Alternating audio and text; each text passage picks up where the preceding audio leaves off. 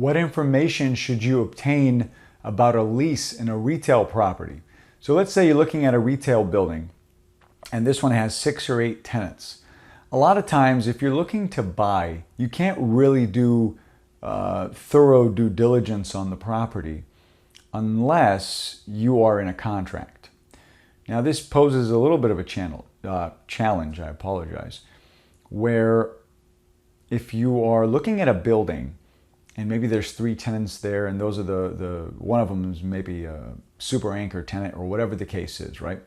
They might tell you the lease term where it'll say, hey, look, we have Subway in here for 3 years or whatever the case is, right? We have a bakery in here for 3-4 years.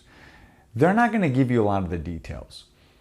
And you're not going to get that until you do the due diligence part of it. That's when you'll see the full lease. You'll see all the little stipulations that are put in there, the addendums, whatever the case is.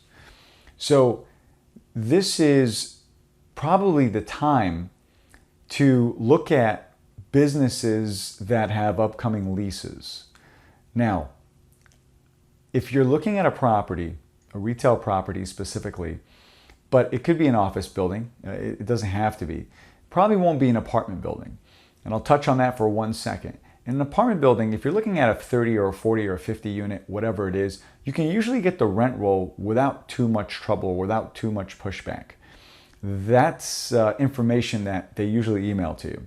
It's not the kind of thing where you have to sign a big NDA or any of that jazz. And typically the tenants are 1 year.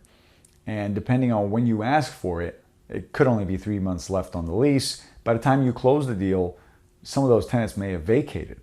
So I'm talking more in retail, more in business, more in offices, that sort of thing, where you'll have 2 or 3 years on the lease, but you just don't know what the terms are. What are the options? That sort of stuff you can ask for. Sometimes just because the tenant has 2 5-year options doesn't mean anything, because what if they have no intentions of staying?